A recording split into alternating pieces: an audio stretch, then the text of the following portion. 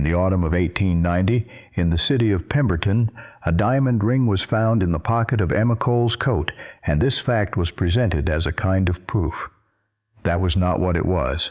Emma Cole was 28 years old and had grown up in a town 20 miles east of Pemberton, the town where her mother's people had run a small guest house since before Emma was born, the town she had left after her mother's death to find work in the city. She had worked in a hotel before the Hawthorne position, a decent establishment, small, where she had managed the linen inventory and learned the rhythms of a house that was used by strangers every night and needed to feel welcoming every morning. She was good at this kind of work. She was methodical and observant, and she had a memory for the small, particular preferences that made a place feel considered. She had also, in her second year at that hotel, been accused of taking $40 from a cash box and cleared 3 weeks later when the actual thief was identified. By then the damage was done, as damage tends to be. She found another position and did not speak of it. Julian Hawthorne was 37 years old and owned the Hawthorne Hotel Group, which was not one hotel but 5, arranged across the city at intervals of increasing expense, the most expensive of which had a lobby with marble floors and a restaurant that required a reservation. He was also the father of an 8-year-old boy named Noah, and he was the former husband of Cassandra, who had been his wife for 4 years, and was now his ex-wife in the particular way of someone who had left a marriage and kept it in her peripheral vision. Emma came to the Hawthorne household through Mrs. Bell, the head housekeeper, who was a practical woman with no interest in theatrics and who hired on the basis of capacity rather than impression. Emma's capacity was evident from her first week. She knew where things were. She knew when they needed replacing before they needed replacing. She kept the household's inventory with the same attention she had given the hotel linen, not obsessively but accurately, which in a house with a child and a busy employer and a rotating domestic staff was the kind of quiet competence that made everything else function. Noah noticed her. Not right away, but gradually, in the way that children notice people who are genuinely paying attention to them rather than performing attention.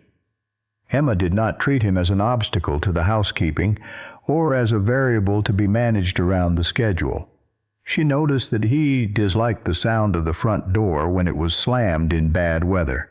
She noticed that he kept things, small things, a particular pebble, a folded note, objects that had no apparent value, but that he handled with the careful proprietary attention of someone who understood that certain things needed keeping. She did not comment on this. She simply made sure his room was the one room in the house she straightened without moving the things he had placed.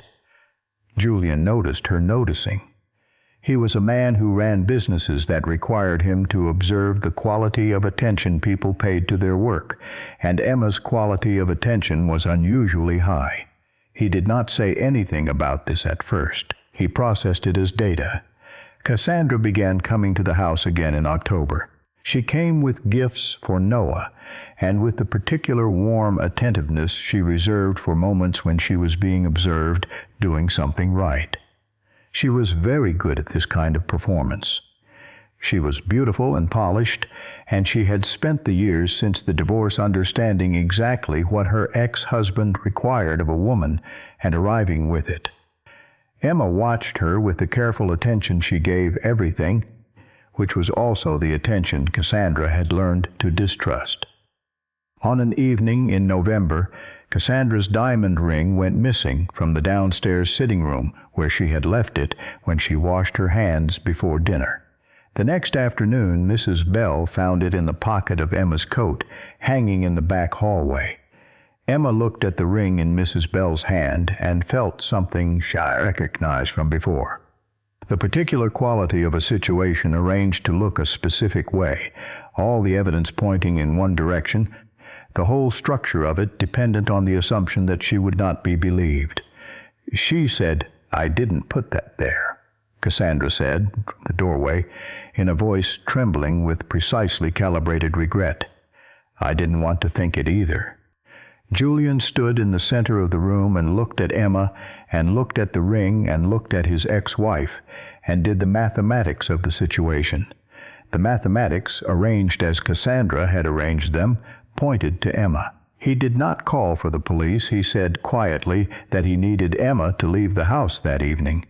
He would contact the agency. He said he was sorry. Emma took her coat, not the one with the ring, that one she left on the chair, and her bag, and she left.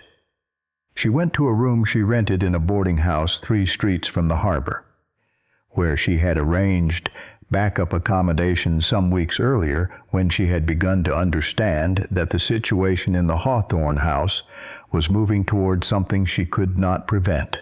She sat on the bed and looked at the wall for a while. Then she made a list.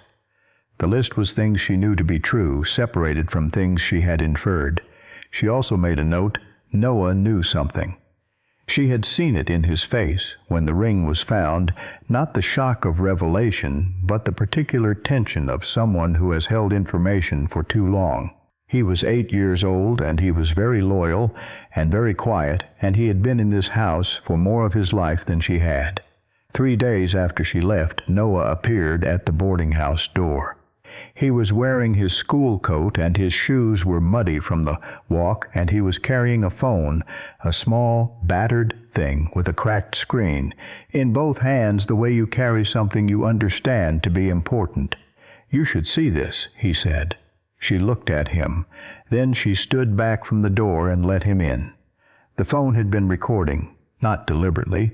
It had been recording because it had been left on in the pocket of Noah's jacket, and Noah had been in the room when Cassandra had come in from the kitchen and gone to Emma's coat hanging in the back hallway.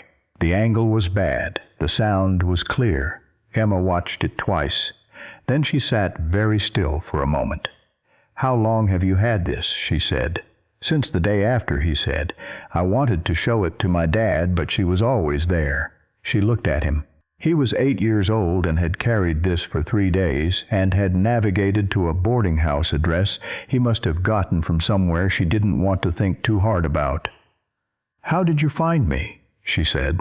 He looked at her with the expression of a person who has been underestimated. "I asked Mrs. Bell," he said.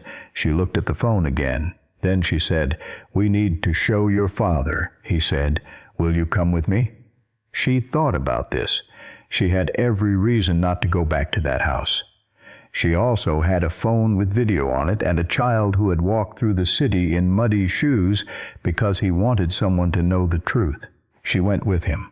Julian watched the video twice without speaking, in the hallway with Emma standing 2 feet away and Noah standing beside her with his arms folded, in the posture of someone who is very relieved to no longer be responsible for something alone.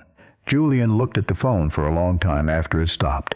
Then he looked at Emma. He said, "I knew the situation didn't feel right."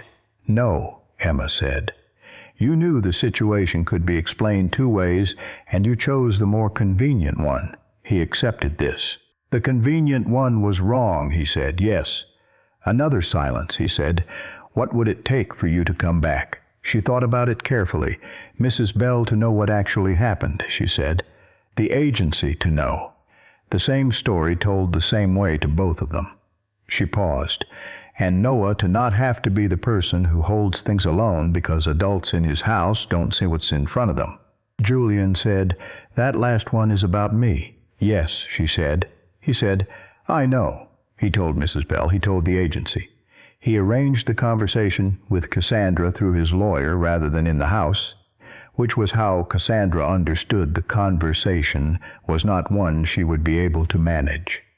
There were consequences that followed from this, legal and financial, and related to the arrangements for Noah, and they were handled through the appropriate channels, which is where such things belong. Emma came back to the house in December. Her room was better than the one before, one that looked out onto the garden with morning light, and a desk and a door with a good lock. Her title in the household was household director, which was the title for the job she had actually been doing. Julian asked for her opinion regularly from that point forward on matters that were sometimes about the house and sometimes about Noah and sometimes about problems he was working through that had nothing to do with either. She gave her opinion, and he listened to it. When he disagreed, he said so and explained why.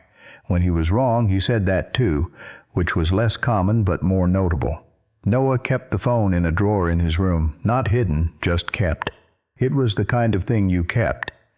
After a while, the way you kept small objects that had once mattered, not because you needed them anymore, but because they were part of something that had happened, and things that had happened deserved to be kept. One evening, sitting at the kitchen table where they had fallen into the habit of doing various things in the same room without requiring conversation, Noah set the phone in the center of the table and looked at it. "You know what's weird," he said. "What?" Emma said. "The thing that saved you was that I forgot to turn it off." She considered this. "Sometimes the smallest things are the ones that matter," she said. He looked at her. "That's what Dad says too." She said she'd heard that somewhere. He picked up the phone and put it back in his pocket. Then he said, "I think you should stay for a long time." She said she thought that was probably what was going to happen. He nodded, as though this confirmed something he had already decided. Then he went back to the homework he had been doing, and Emma went back to what she had been doing, and the kitchen was warm, and outside the city went on with its business, and inside the house a child had said the thing that mattered most simply and without drama, the way children say things when they have decided you are trustworthy. A house that has been used for the performance of family rather than the actual practice of it carries a certain quality of stillness. It is not peace. It is the stillness of something held too long in a position it was not designed for. Emma had understood this within a week of arriving. She had also understood that this was not a problem she could solve. It was a problem the people who lived in the house had to solve, and that the most useful thing she could do was make the house functional enough that the space for solving it existed. She had made it functional. The space had opened. Julian and Noah had used it. The rest, as the rest always does, followed. Thank you for watching. This channel is no longer supported by ads, and these stories continue because people believe they matter. Patreon is a quiet way to support the work with early access story previews and small moments of input before each tale is fully told. On screen now is a preview of the Patreon page. If you'd like to support the channel, the invitation is in the first pinned comment down below. I'll see you in the next story.